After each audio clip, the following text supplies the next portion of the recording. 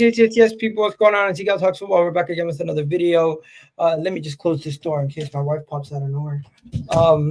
But yeah, everything's blessed, man. How you doing, Deji? How you been? Long time no speak, man. Yeah, bro. It got a long time no speak. Took the summer off, tried to chillax. You get me? Looking at the transfer window, the summer transfer window. I'm really just preparing for what's going to be a great season. You know, this YouTube thing ain't easy, bro. Big up to you. I see you just putting in the work. And that's what it is, bro. It gets to a point where it is work and trying to fit it in. So I really respect what you're doing, bro. Keep up the good work. And obviously, congratulations on your little one as well, bro. So no, thank you. You know what? We always talk about football, always talk about everything else, but on the YouTube side of things, I'm not gonna lie to you guys, it is hard to keep up appearances on other people's channels, doing your own stuff. And once the season starts, respect to anybody who does this, because imagine doing this, having 2 kids and having a job on the side is not easy. I know some people who have multiple kids and do this. I'm like, you yourself, Deji, if I'm not mistaken, you're a father, right? Yep. You got your own stuff too. So it's like, I got 5 kids, bro. there you go. So I don't know how you keep up with everything. Plus, you got work on the side. So fair play for giving me your time. I always appreciate anybody who shows up on a stream and gives me their time. Hopefully, Jay and Jacob will also join us at some point. But yeah, you're on a show right now just 2 seconds ago with Alex and all these other guys. They must have Spurs fans this summer done your head in? I wouldn't say it's done our head in. We started off well, bro. So one of the things that I wanted to see from Tottenham, and I've been saying it for a minute, was can we get the best from the rest? And we started off, we got Kudus from West Ham, arguably one of their best players. And then we was about to bring in Nottingham Forest's best player in Gibbs White. And I'm saying, okay, Spurs are cooking. And then that whole deal fell off. And when that deal fell off, it almost felt like Tottenham needed to recalibrate. It's almost like they were lost because they weren't expecting it. And so we've had to start the wheels again, but the wheels are now firmly in motion, a little bit like the Snowpiercer. And we're hearing today that Savio is a goer. Bro, we never saw that, but that is a very, very good signing should Spurs get that over the line. And I'm surprised Daniel Levy and City will ever do deals after this whole Harry Kane debacle. I don't think there's been any beef, bro. I really don't think there's been any beef. I think, yes, Harry Kane was a debacle, but we know with Pep that once a player wants to leave, Savio wants to be guaranteed minutes because it's a World Cup year. Tottenham can guarantee that fact. So it makes sense for Savio. And also they know they can bring in the likes of Rodrigo. So it's a win-win for us all, but that's a big move for Spurs. And then the icing on the cake for me, the little cherry on top would be Eze. And I know we're both battling for Eze, but the truth of the matter is, I feel like Arsenal have also in a similar boat to Spurs. You could have shown a little bit more ambition in the transfer window as well. And I know we're going to get into that tonight. Big up, my bro. You think Arsenal haven't shown ambition? I don't think so, bro. I feel like Zubimendi is a good player, but as I said to you before, he's not better than Partey, or at least his influence in the team won't be Partey-like, at least for a number of seasons. Gyökeres is all right in terms of being another number 9, but I still think the jury's still out on Gyökeres in terms of who is better up top, him or Havertz. And we're not going to let the header... Until you see it, I don't expect anything. We're not going to let the header against Athletic Club make us start shaking our bum violently for the Swedish Ollie Watkins. And I mean that with the greatest respect. You brought in... What did you say when Arsenal signed Declan Rice for 100 million? Bro, Declan Rice was a good signing from West Ham, bro. But let's be real. I think that there was a lot of hype around Declan. Declan started off the season well, but I actually thought Declan had an okay season. He wasn't, apart from the game against Real Madrid, you know, Declan was just normal, bro. It was just come on. The man. Okay, you know what? This is not an Arsenal channel. I mean, it's not an Arsenal. Well, it is, bro. But you know, an Arsenal show today. Last season, as opposed to the season before. You know something? Declan Rice statistically had created the most chances out of any midfielder in the Premier League last season, and if you want to say, oh, maybe it's because he's on set pieces, whatever. But the reality is he created the most out of every midfielder in the league. And that's something. You can't then say that's nothing. He also was in team of season for the Premier League, PFA, and Champions League. So credit to him. But this is not about Arsenal. It's about Spurs. Spurs get Champions League football. Spurs win a trophy first time in what is it, 2 decades? Yeah. Yeah, you can say something that. like that. But like Window well. one of the things, Gal, that if even if you don't want to give me credit for it, I can give myself credit on your channel, and I've been waiting for this opportunity. Is that when Spurs do their thing, we do it big, bro. And I've been saying that, bro. When people keep telling me, "Oh, Dej, you need to win a Carabao Cup and blah blah blah blah blah blah," and I'm like, "Nah, bro. You can go from zero to hero," and literally. That's what we did last season, bro. I mean, I know you being a footballing man and being someone that is really into trophies, you would bite my arm off for Europa League. It's something No, that I wouldn't be in the game. I hold over you, and it's something you're yet to experience. Arsenal winning a title in Europe, and we're not talking about Singapore or Hong Kong. You get what I'm saying? We're talking about a European competition. We won European. the Club World Cup. Are you being for real? Yeah, we won the Club World Cup within my lifetime. Bro, I mean, we're not talking Club World Cup. When you won the Club World Cup, no one cared about the Club World Cup. The Club World Cup was actually more prestigious than the Europa League at the time. Bro, the Club World Cup does not count because it's no, not the Club World Cup. The what am I talking about? The what's it called? What was it called at the time? Was it the Intertoto Cup or something? Not the Club World Cup. I'm not talking about the Club World Cup. I'm talking about the Cup Winners' Cup. Cup Winners' Cup. Do you not remember that? Cup Winners' Cup. Bro, the Cup Winners' Cup, bro. Cup Winners' Cup was founded in 1960 and it stayed until 1999. Okay. So it was abolished when I was about like 8 years old. Yeah. It's a dead cup, bro. But that was the trophy before the Europa League. Yeah, I'm just asking you, wouldn't you love to win a European competition? Not Cup Winners' Cup. Cup Winners' Cup is equivalent to the cup that Spurs are about to play on Wednesday. No. Cup Winners' Cup was an actual European competition where there was a group stage, everything similar to how the Europa League is. Let's not act like it's nothing. It has a historical history. There's a lot of teams that have won it. If I'm not mistaken, Spurs has a bunch of Cup Winners' Cups too. Yeah, and you don't see me shaking my bum for Cup Winners' Cup, bro, because for me, I like to deal with the big trophies, Champions League. Tottenham have won. Yeah, you won it in 1963. Premier League. Yeah, do you know what I mean? I like to do the big thing. But bro, the point I'm trying to make is in recent history, you haven't really done anything of substance, and we're not talking FA Cup, bro. So look, Igal, I mean, yeah, let's get into it. I know you've got questions for me. People were questioning the Cup Winner Cup. I was 3 years old when we won the Cup Winners' Cup. Maybe I didn't watch it, but it was within my lifetime. That's what I mean. Yeah. Okay, enough about that. Let's bring it back to Spurs. Hopefully Jay joins us soon. Where is Jay at? Yo. He's on his way. I know he's on his way. Where's Jay at? Hopefully Jacob joins us. But we'll start with the transfer window. What do you rate the window? And what do you think about your squad balance going into the season? Yeah, I think the window so far has been okay. I would have to give it a 6 out of 10.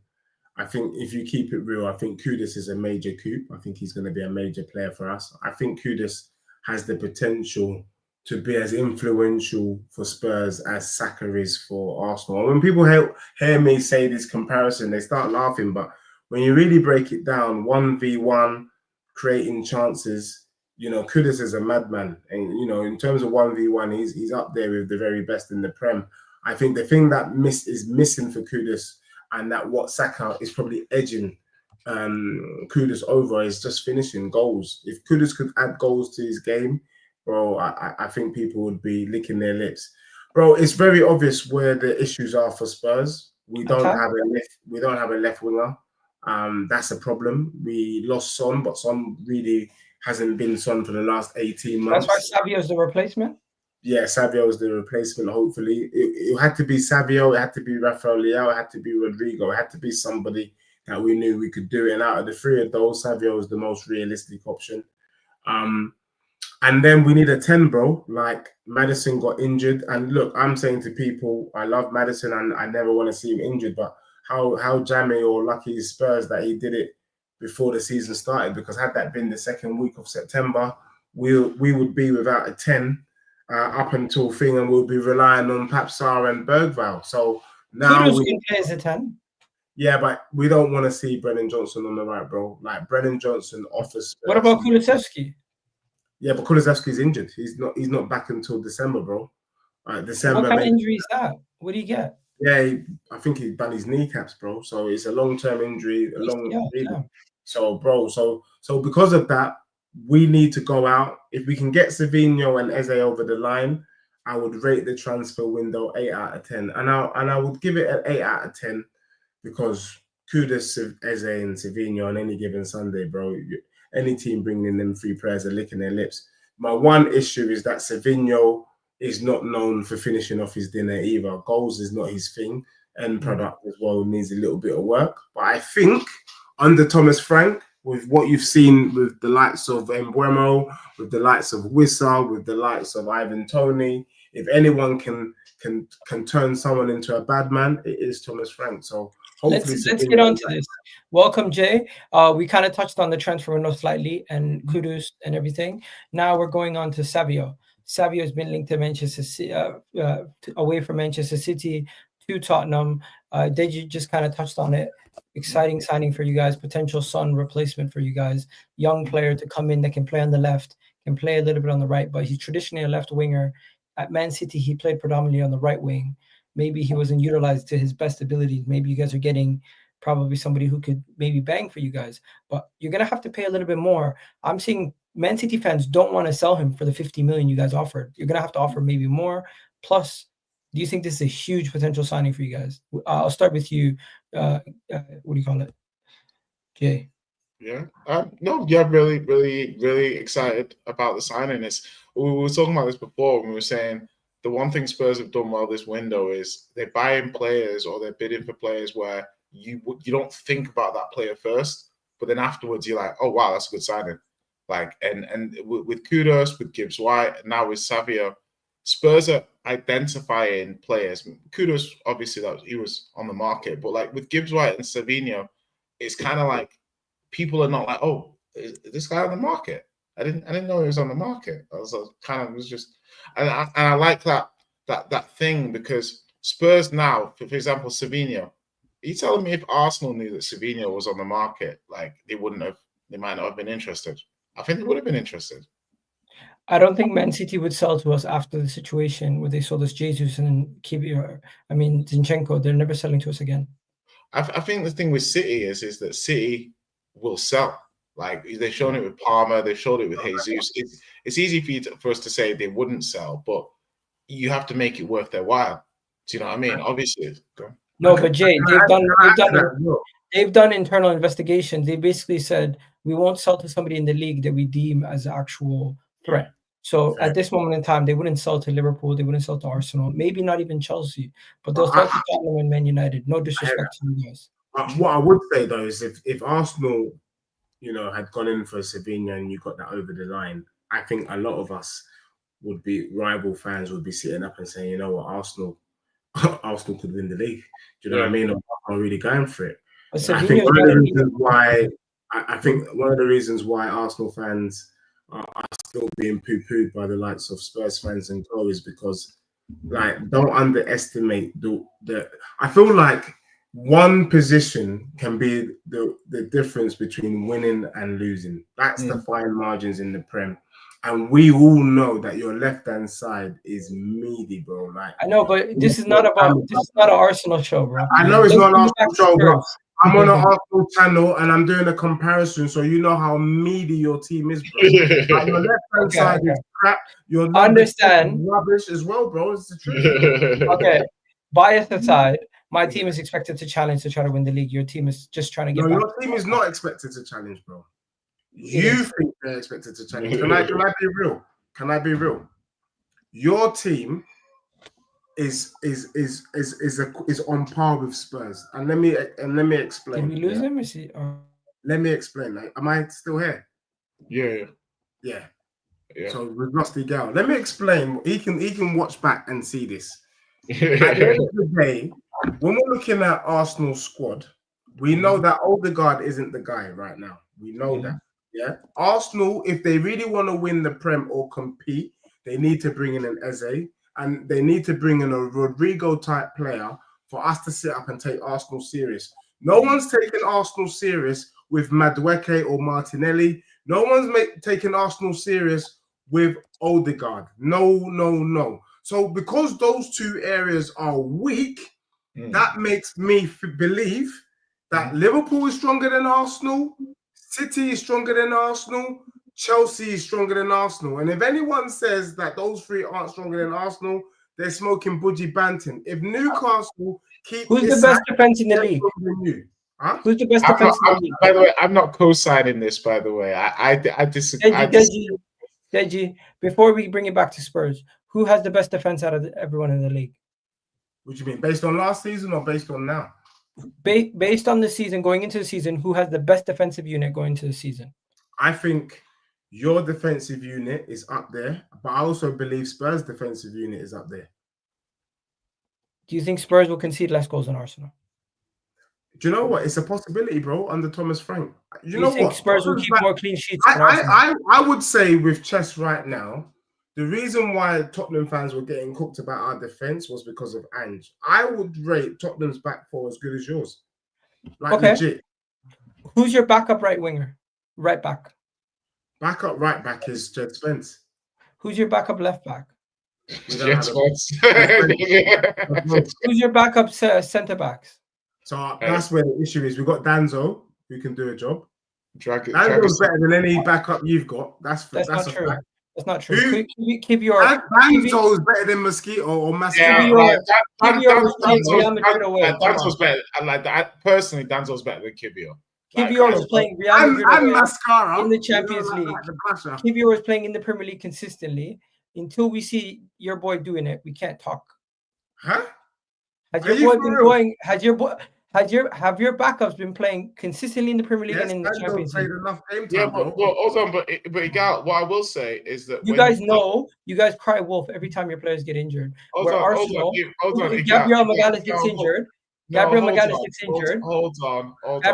gets injured. It's like nothing ever happened. Ben White gets injured. It's like nothing ever happened. Calafiori gets injured. It's like nothing ever happened. Hold on. Listen, when Gabriel got injured last season and Kivior came into your team in the second half of the season in the Premier League, your points tally fell off a cliff. Yeah. So why are you acting like Kivior? Are you missing the part that Kai Havertz also got injured and we had okay, so other players got injured, but I'm talking about specifically the defense that Kivior played in was way weaker and conceded way more goals than it did when Gabriel was playing.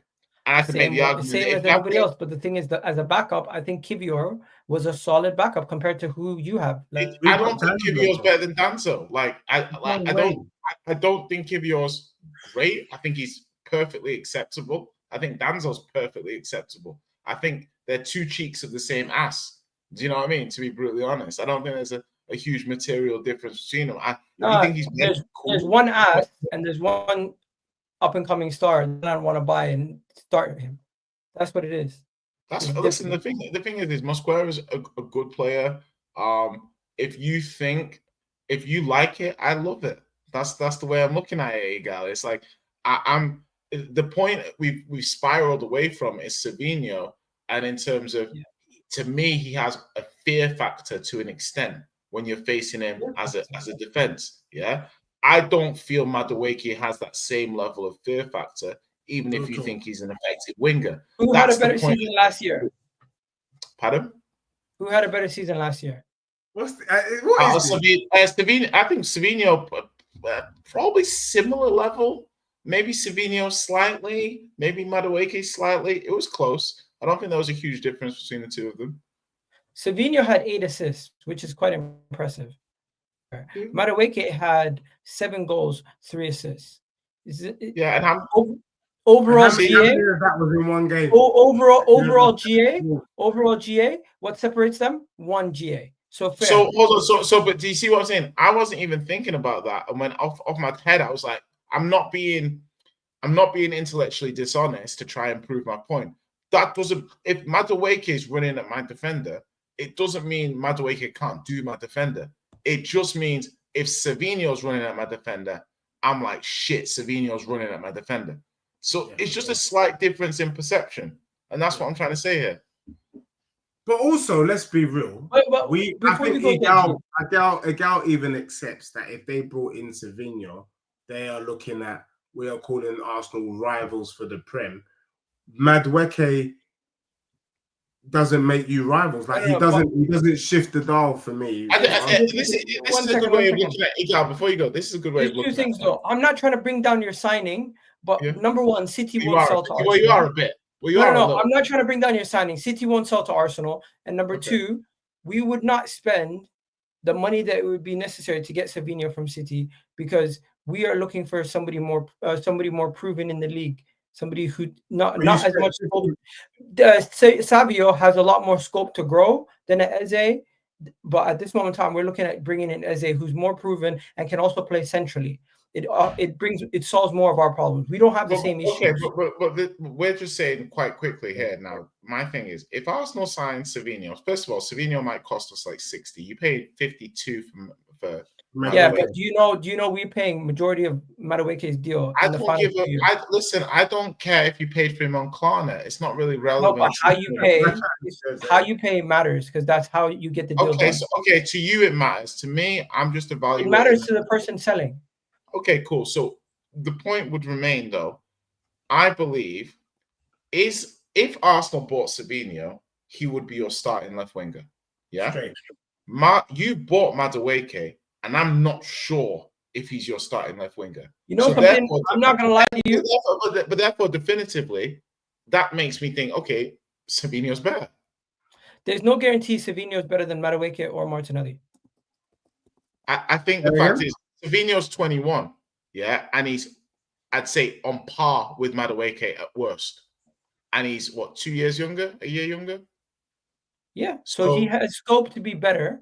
But at this moment in time, we already have a bunch of players similar to that mold. What we need is somebody a little bit more proven that can come in and instantly give us impact. Well, Madueke isn't really more proven than. No, I'm not talking about Madueke. I'm talking about Eze. But that's who you brought in. But you know one thing I noticed. That's who you brought in for that position.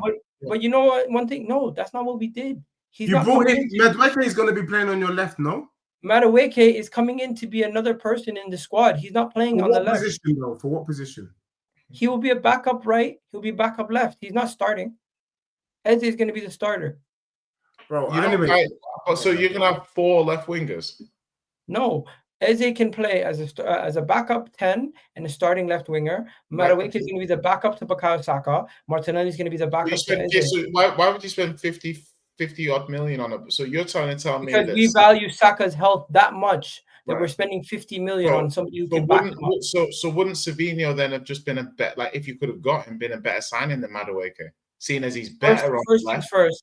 Savio, there's no guarantee we would even get him from City. Okay. And number 2, we don't rate him like that. What do you mean you don't? But you didn't even rate Madueke like that until he signed for you. And I don't rate Savio like that. But you were doing. You know something? I don't want to turn this into an Arsenal Spurs Madueke. Yeah. So my point I personally don't rate Savio. Can I be real?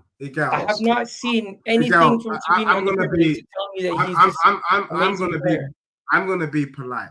Yeah. And say to you, from when you invited myself and Jay, it was already an Arsenal and Spurs thing. So you're gonna need to. No, but I'm trying to. There's no way I'm coming on this channel speaking to you, Mr. Arsenal. I'm not telling you about your Swedish Ollie Watkins, bro. I need you to hear this live and direct. Your team ain't all that, bro.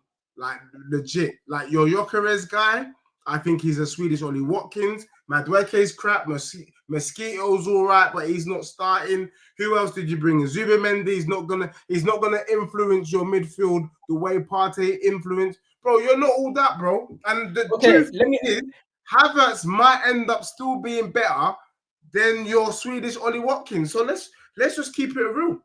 All right, I'll let that slide because at this point you're just saying whatever you want to say to try to trigger me. Let's talk about Spurs again. Let's try to bring it back to order. What do Spurs need now before the window closes? And imagine you do get Savio. What else do you need? We need a number 10. So you need a 10? Yeah. Okay. That'll be okay. I'll be okay. That's it. So you finish the window. I personally would like a left back, but Frank has already said he's okay with what we've got. So if we get a number 10, and the end of the window it looks like Savio, a new number 10, Kudus, and Paulinho. That's a really strong window for us. Strong, and Sakai as well. That's a strong window. Okay. What about you, Deji? Left back 10. Anything else you want to add? No, the only other thing I would say is that in an ideal world, it would be Eze. However, there's a person in the chat that mentioned it. I think his name is Toffee Chad 8413. You know, Harvey Elliott is a shout, bro. Like, one of the things that I'm liking about Spurs and our transfer window so far, we haven't talked about Paulinho. Sometimes it's about common sense football. Paulinho is a great signing. We needed a 6. We needed a Partey type midfield destroyer. We've got that. We needed a winger that can beat a man, whip the ball into the box. We got that in Kudus. Now we're asking for the same thing on the left, and we're asking for a 10.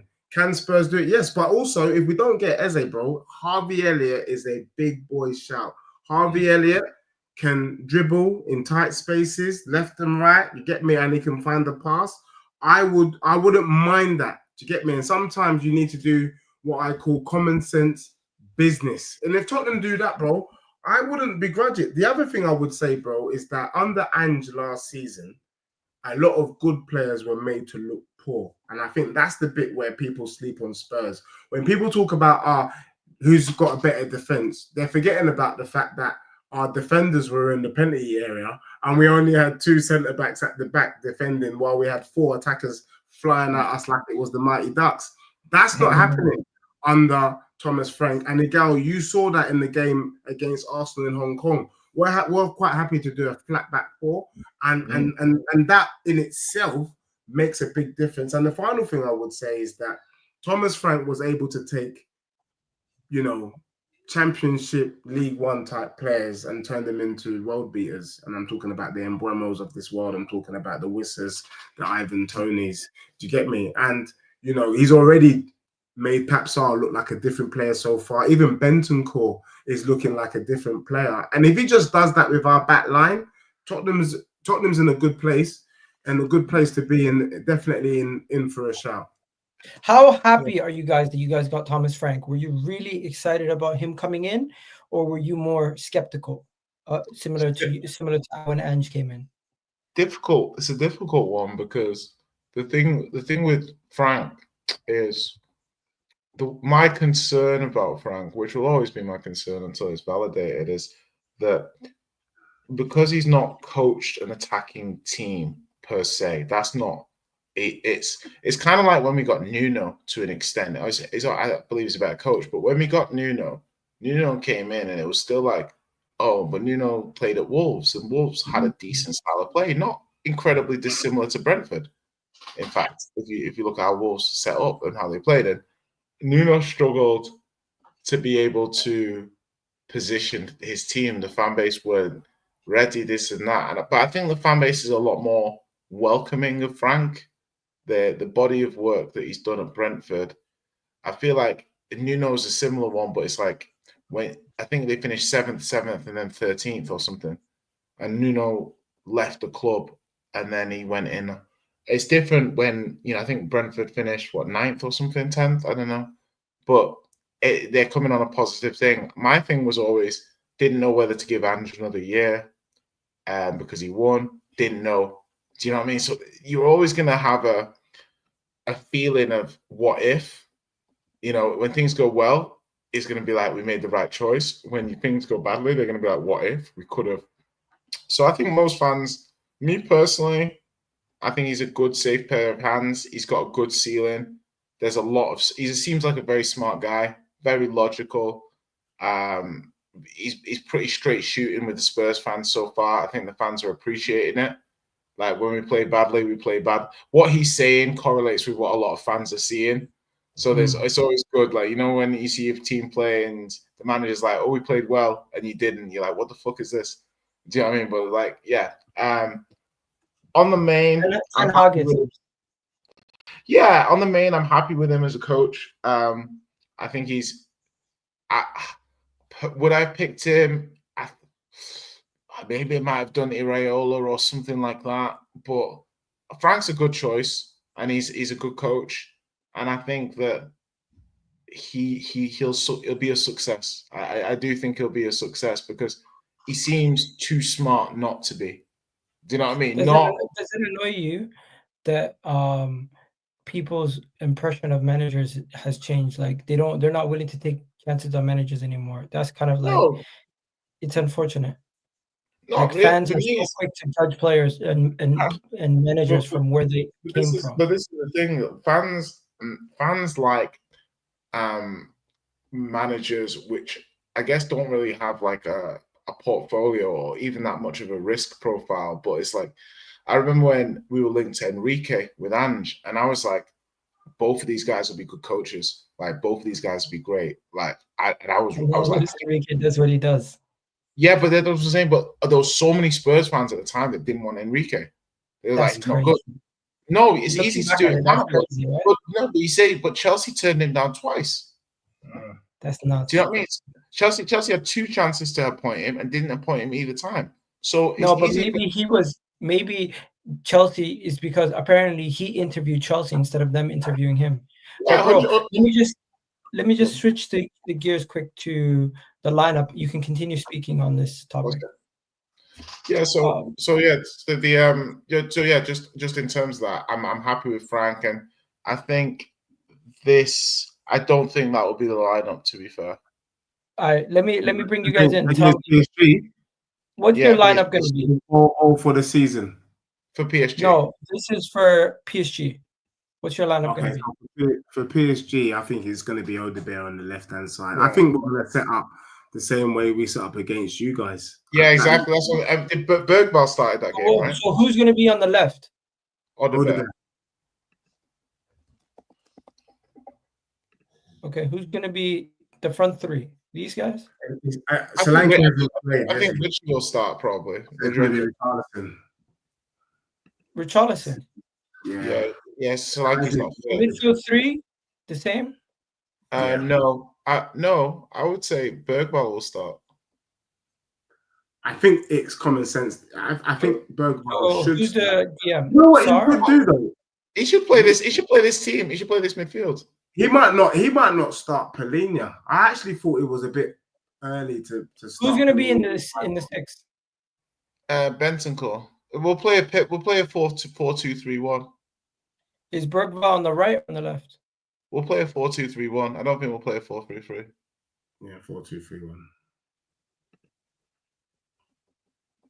So who's the double pivot? Yeah.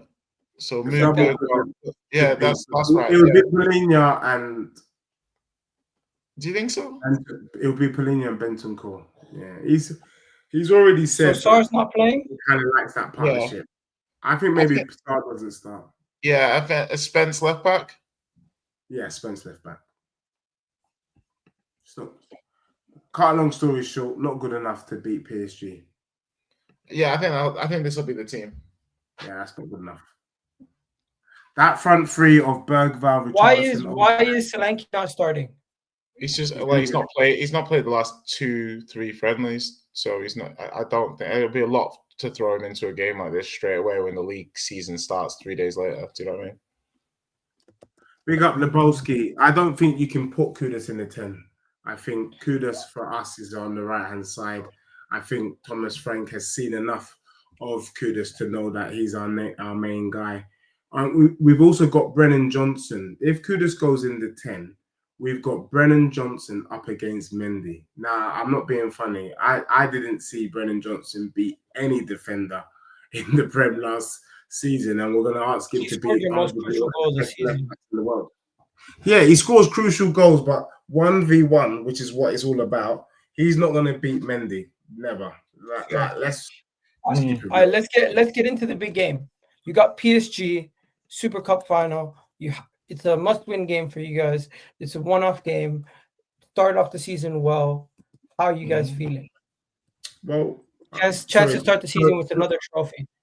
Sorry to interject, and I'm stealing Jay's thunder here, but it's not a must-win game for Spurs. For me, I think the game is just vibes, bro. Like we're just vibes in. One of the reasons why I was I've been banging on about Champions League football and winning a trophy was for moments like this, Igal. We got to see my club against Bayern Munich, regardless of the result. I wanted to see Tottenham up against Elise, up against Diaz, up against Kane. Do you get me? Kingsley Coleman. I want to see my club playing against the best players in the world. We are not in shape to play PSG. One, we don't have the personnel. Two, Thomas Frank has just got here. If Tottenham get a win, it would be a jammy win, and also could also be that PSG are only just coming back to pre-season. Remember, they spent the whole summer playing football. So look, if Tottenham get wins, it would be lovely, but I wouldn't read anything from the result, good or bad. The one thing I would say though is if Tottenham get hammered on Wednesday by PSG, then legitimately you could see Eze coming to Spurs, because it would highlight the gaping hole and the real need to get that number 10 sorted ASAP. And I could see Spurs, breaking the bank for Eze if necessary, just so to appease the fans, because if we're getting slapped 4-0 and then another 4-0, then what are we going to do in the Champions League with that lineup? We're not doing nothing. You know what? Let's see what happens at this moment in time. I'm gonna throw it over to you, Jay. But to me, I'm looking at PSG. I'm saying to myself, how did you lose to Chelsea the way that you did? They're probably gonna take their. I think they're gonna take their frustration out on you guys for the loss to. Look, the only thing I would say is that Chelsea were fresh in that final, because they didn't need to play any of their big players until the semi-final, final of that dusty trophy that they won. You had PSG that had won the Champions League and then got to the final of the Club World Cup, which, by the way, was the end of June. Yeah. So whilst we were coming back from pre-season, they were just going on their break. The only thing I would say is that PSG are probably just getting back on their feet, and that might be the advantage. But I think any given Sunday, if PSG draw Chelsea in the Champions League, rest assured they're slapping them brothers up real quick. No, but Chelsea's different. Chelsea, I give it up to them. They just find a way. They're one of those teams. I don't know. I think as for Spurs, can you find a way versus PSG? Personally, for me, if I'm going to give my prediction before Jay goes, I think you guys lose. No disrespect. I think PSG is just a much better team. And I don't think it's going to be like a whitewash. I don't think it's going to be a thing where you guys get slapped 4-0, something like that. Maybe a respectable 2-0, because I think Thomas Frank is going to have you well drilled defensively. And the way that you guys lost to Bayern, maybe he was just trying out new things and it didn't work. Where Arsenal, the way that you played against us, you did play very well, compact, solid defensively, and you had a good shape defensively. If you can catch PSG on the counter, one goal, it could open the game up for you guys. Because if you have something to hold on to, it could be a problem for PSG. But if PSG score first, I think it's game over. So can I ask you a question before you go in? If Spurs was to somehow beat PSG, would your opinion of Spurs change, and would it change for the season? 100%, because that would be 2 trophies on the bounce, and you won a Super Cup, which is a lot, which has a lot of prestige. And on top of everything else, why are you laughing? Oh, on top of everything else, I think it would just galvanize the whole crew and give you guys a little bit more confidence going into the season. But my opinion of Spurs is not going to be determined based off one game. It's going to be determined based off of the whole 38 game season, to see how you guys actually play against different types of teams. You might be better equipped versus a team like PSG who are super attacking, and you might not be as equipped to a team that is like a Palace who hit you on the counter and just play defensive. Because your attack is not as good as you expect it to be at this point. I think I'm being very nice. Long story short, I don't think you guys have a chance to beat PSG, but Chelsea proved me wrong. Maybe you guys can too. What are you saying, Jay, before we move on to season predictions? I think we're going to win, actually. Give me the blueprint. So my logic here is that PSG, to me, I've seen them against Aston Villa. I've seen them against Arsenal. I've seen them against Chelsea. And all of these teams cause them problems. Yeah? All of them. And all of these teams played a physical, man-to-man, aggressive style with a lot of transitions in those games. That matches up with how Spurs are likely to play this game. Obviously, we just played Bayern. Bayern lined up with, and I said this before, Kane, Coman, Olise, Diaz. That's the front four that we faced. Yeah, I'd argue it's as good as PSG's front four.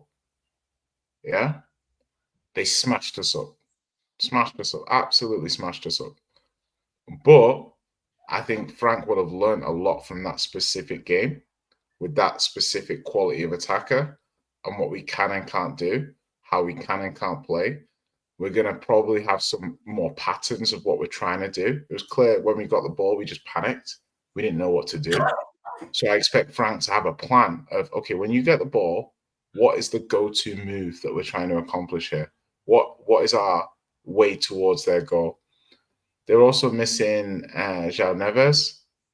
They're missing Donnarumma, definitely. I don't know about Vitinha, but so two starters from last season are missing. They've not had a huge amount of preseason.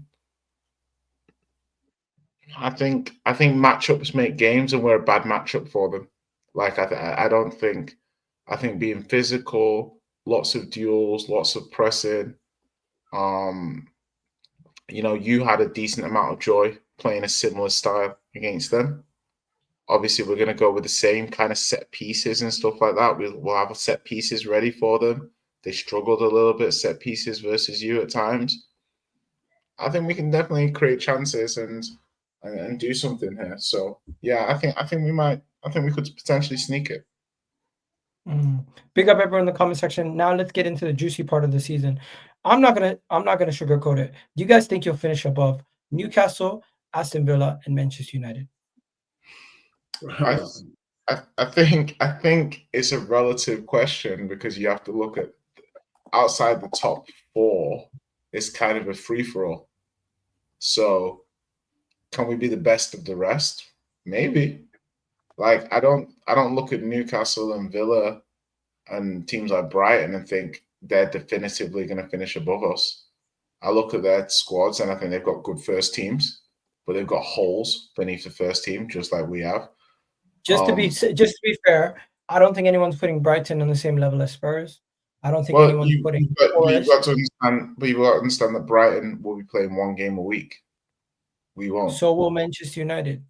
Exactly. So that's where I believe even if you do have a better first 11, then these guys who are playing one game a week, refreshed, good to go, they're going to close the gap quite well in this because given the intensity of the Premier League, there's no per se easy games at the moment because we've just seen we're playing Burnley first game, but there's no easy games really until you start seeing. I'm gonna keep it simple, Jay. Do you believe you'll finish above Nottingham Forest, Newcastle? Yes to Nottingham Forest. If by force we're finishing above Nottingham Forest after that nonsense this summer. Newcastle? Say hypothetically Isak stays. If Isak stays, don't forget they also have Champions League football and they fell off when they had Champions League football. They're a good team. They're a good team. I don't know what the floor is for Tottenham under Frank currently. So okay.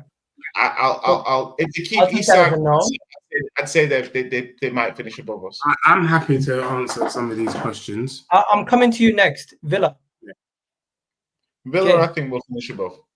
Manchester United, one game a week with a new attack, and they're about to spend 100 million on Belema.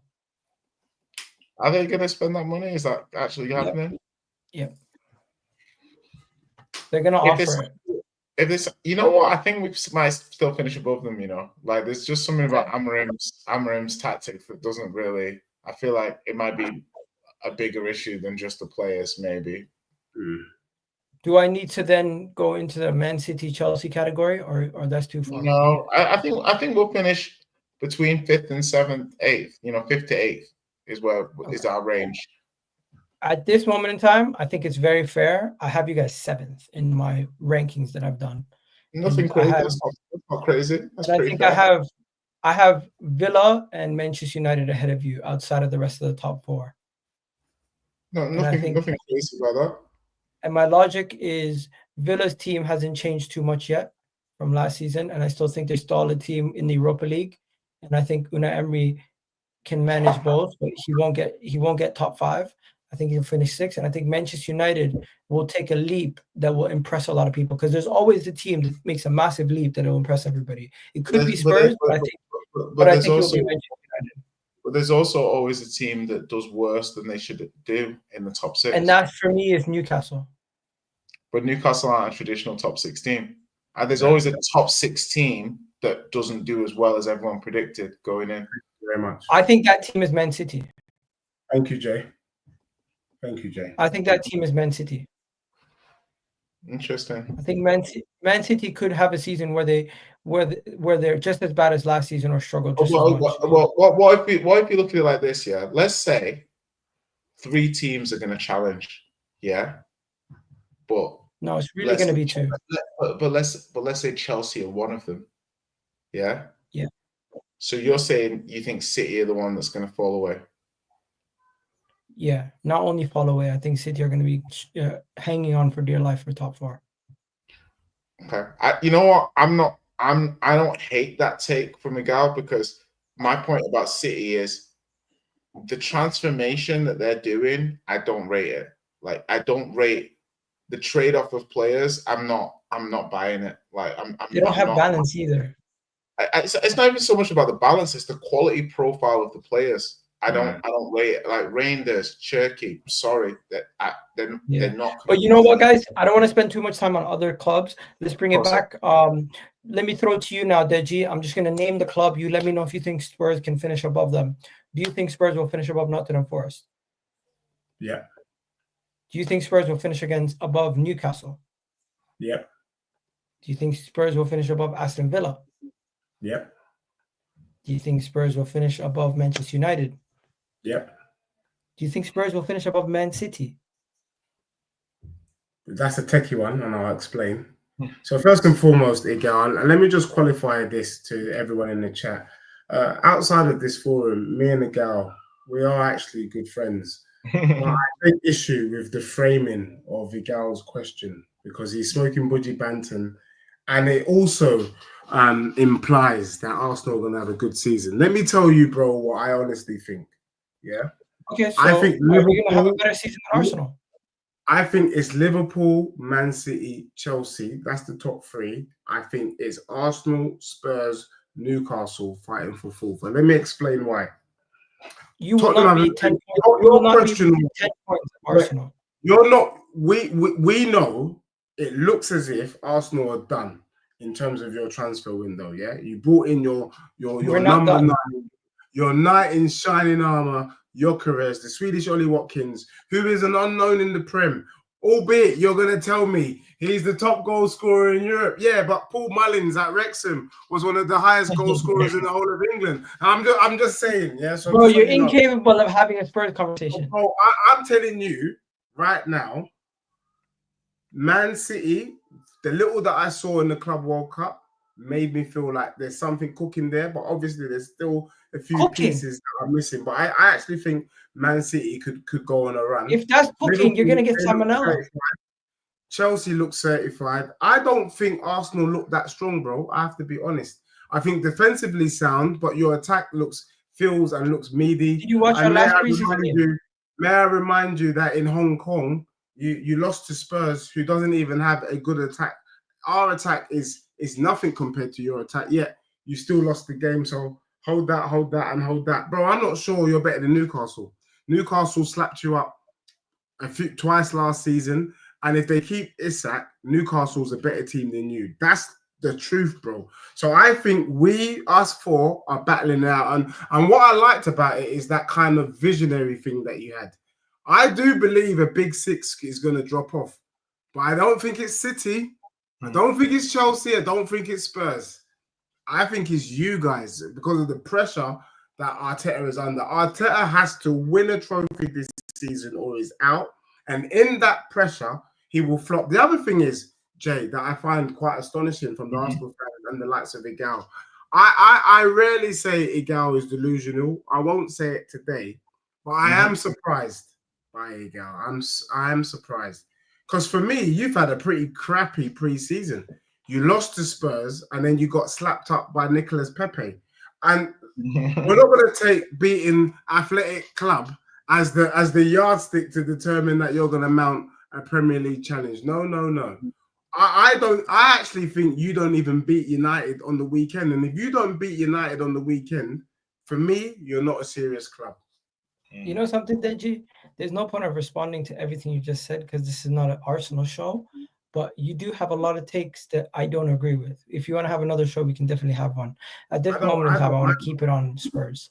I don't mind. Let's bring it back to Spurs, right? You guys Trying to stay professional. You guys are not as strong as you're making out. That's the truth. I think just looking at Spurs, yeah, like where will Spurs finish, guys? I think Spurs could finish. I think if we get the right signings, Savio and Eze, I agree with Jay. Why can't Spurs finish in the top 5?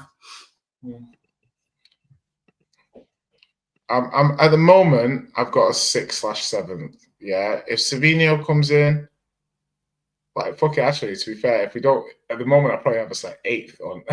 Actually, without Savio, I'm saying 8th. Yeah, with Savio, I'm saying maybe 6, 7. With Eze, I'm saying 4, 5. Yeah, with Savio, 6th. I think we could get 6 with Savio. Like, just like muddle through with Bergvall at the 10 until Kudus fit kind of energy. But then you give us a number 10, an actual number 10.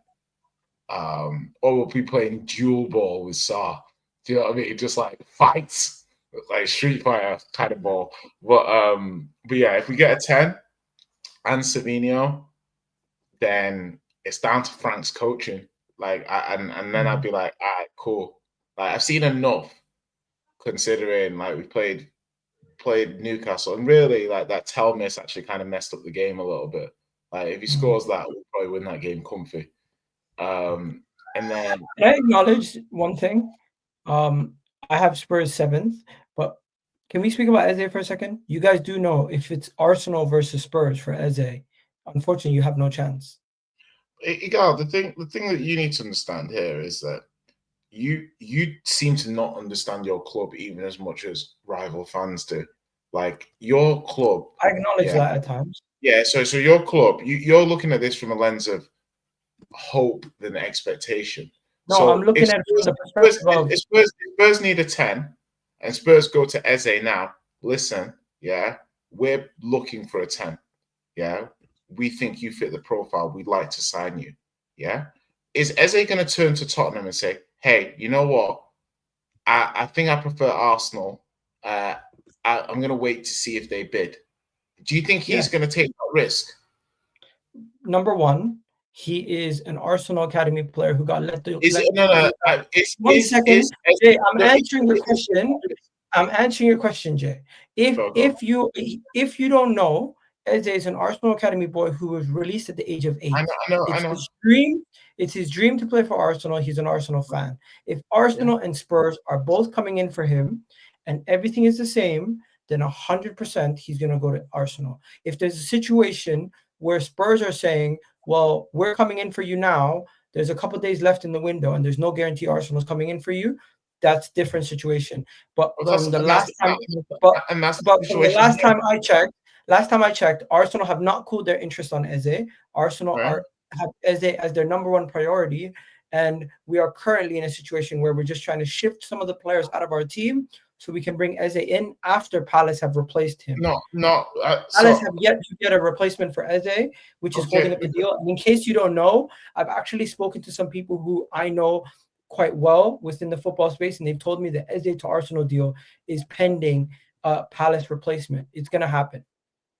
Right. So all I'm going to say to you is, okay, that's listen. If that's the truth, that's the truth.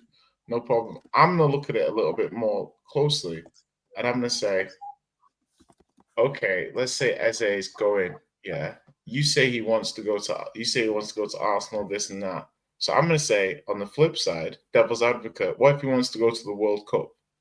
Yeah. What if he looks at it and says, okay, if I go to Tottenham, I'm going to be the starting 10.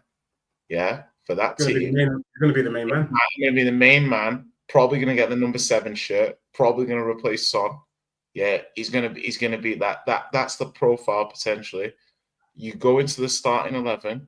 You're playing with other good footballers. Rather in Arsenal, you've got Ethan, you've got Odegaard, you got in his position. On the left wing, you've got Madueke, Martinelli, and Trossard currently. Maybe you sell one of them. So my point is that, okay, you say it's just about he wants to play for the club over playing for Tottenham Football Club. But what about if the opportunity and what is best for his game is actually better to go to Tottenham? Is he just going to discount that because he supports Arsenal? I'm not sure. I don't know. What's better for Mbappe, to go to Real Madrid or to go to PSG or stay in PSG? But my point is, you're looking at this from the lens. Sure. Listen, if you're looking at a better club. Can I be honest with you, Gal? No. Jay. We've Let had me a help full you out. conversation. No, 1 second, Deji. Deji, before my internet cuts out, it's cutting in and out too much. He's going to come to Arsenal. He gets the number 10 shirt. He's given the trust to be one of the main starters, be it on the left He's not going to be given that, bro. He will always. He's not going to be given that. You 1 second. You guys don't know my club. I'm telling you guys what is expected to be, and you think you know better than me for some reason. So it's going to take the captain's spot. I'm not going to sit here and preach to you guys about something about your club, which I don't know about. So let me tell you my impression of it. He's going to come to Arsenal, get the number 10 shirt. We would be spending anywhere between 50 to 60 million to sign him and paying 30 million up front to get him over the line. Are you still there? Okay. Yeah. And then the second part is when you speak about guaranteed minutes and everything else. Arsenal Football Club are challenging for leagues. Arsenal Football Club are trying to challenge for the Champions League. Arsenal Football Club need the squad depth and quality across the squad, and he would be one of our 3 biggest difference makers in the team. We would utilize him similar to how Bernardo Silva was used at Manchester City, or how Riyad Mahrez was used at Manchester City, as somebody who can play positions and can make a difference in multiple areas in the pitch. And if you want to say, yes, Spurs could use that player, yes, he would be more important to Spurs than he would be for Arsenal. But if he was to come to Arsenal, he would be so much more important to help us win league titles, where to Spurs, he'd just be helping you get back to top 5. The player also has to look at what he wants from his career. Like that. I mean, you are 5 years trophyless, and we are off a European trophy. So I feel it's very disingenuous, considering William Saliba, for example, has no trophies at Arsenal. So for you to turn around and say to us he has to do what's best for his career is a little cheeky. Like, if you wanted to say compete, I would have given you a pass, but you said win. So when you're using winning versus a team that won a European trophy less than 2 months ago, I feel it's a disingenuous statement. Even if you're more capable of challenging, are you going to challenge for the league or the Champions League next season? Are you going to win them though? Are you going to be even in the conversation? Well, listen. Out the 2 of us here, Tottenham have played 2 European finals in the last 3 years. In the last 6 years, sorry. So 1 every 3 years. So hey, in the next 3 years, the law of averages is that we're going to play a European final. What about you? We've been in the Champions League quarterfinals. We've been in the Champions League semifinals. When are you going to be in the final, blood? Arsenal have also finished second in the league. When are you going to be in the final? There is multiple years of evidence to say that Arsenal have a better team and have progressed further in competitions than Tottenham over the last 3 years. Yes, you won a competition that we weren't in, which is a lesser version of the Champions League. But let's see what you can do. I swear down, in the main competition. We played you like a week ago and beat you, bro. Hold that. Okay. That's the truth. That's Okay. facts, bro. You want to know something? Savio Over the need to last go and beat me, bro. over the last 4 years, over the last 7 times we played each other, the only times you beat us in preseason, and 1 time in the league away at your ground. See now, Igal, the thing is that I'm not trying to like. It was just the language you used in report. No, but you understand what I meant. Maybe I my do, maybe my wording was wrong. No, but but the problem my that point you've still got, stands. yeah, but the problem you've got is that what you do now is it's a little hypocritical because obviously when you were winning FA It's Cups, hypocritical because you don't rate Arsenal. no, I rate Arsenal very highly. There's nothing Not you, in maybe what Deji. there's nothing I've said today that indicates I don't I rate gotta Arsenal go. highly. I even said No specifically worries. on that point before, Igal, I said you Thank guys you. are a really good team and you've got more chance of challenging for those honors. Yeah, I'm not downplaying Arsenal at all. I've even said on other streams, I think logically this could be your year. What I'm merely saying is that you see the difference with an Isak, for example, with Arsenal versus a Liverpool. There's a certain nuance with certain players that you don't get. Zubimendi came to Arsenal, but I'm not sure Isak would be doing all of this transfer window for Arsenal. Do you see what I mean? By the way, Arsenal were interested in Isak, but we just deemed it wasn't financially beneficial for us to spend 150 million on a player when we have so many different things that we need to do. So Yeah. it's not a situation where, Arsenal don't sell well. If we had money to blow, maybe we would have gone for Isak. But at this moment in time, Liverpool are going to go for him. Let's see what they do with him. I'm happy with Gyökeres. I'm happy with Zubimendi. I'm happy with my transfer window. And you know, one thing I noticed from this stream, Jay, it doesn't matter what Spurs do this season. Their measuring stick is how successful Arsenal is. No, it's not. Our measuring stick It is. our 100% measuring stick. it is. No, our It does measuring not stick matter what you guys do. If Okay. Arsenal win the league, your season will be considered shit. Right. Listen, my point is obviously. And there's been a lot of banter, but you know that's true. Right. No, I think the thing is that listen, no one wants to see their rivals win the league. Yeah, nobody wants that. It's obviously our season will be judged on what we can do, and if we have a bad season and you win the league, yeah, there's people are going to catastrophize and people are going to say this is terrible, 100%. But on the flip side, we're not living vicariously through you. Like we've won the biggest trophy that North London's seen for the last 20 years, whether you like it or not. So my point is you're going to win for you, and we're going to try. What are you talking about? Arsenal won the league title 20 years ago. Yeah, for 20 years. So since that, no, but you said last 20 years, so that includes the 20 no, you won the league. You won the league title in 2004, right? We're in 2005. So that's 21 years, right? So therefore, in the last 20 years, the biggest trophy would be the Europa League, right? Yeah, you're right. 21. My bad. So yeah, that's my point to you is merely listen. I think Arsenal can last win. Year would have been 20. Shit, you're right. Fuck. Exactly. So, hey, it is what it is, man. At the end of the day, I just looked at. I've done a video with City fans. I've done a video with Chelsea fans in the past. I've done a video with Liverpool fans. We've been able to keep it on the topic of their club. I find with Spurs, especially with Deji, it's been almost impossible to try to keep it on the topic of Spurs because you guys are quick to compare yourselves with Arsenal. Skipping a little. Yeah. Anyways, I'm gonna wrap it up here, bro. I can't keep it going forever. We'll catch you guys in the next video. Jay, you still there?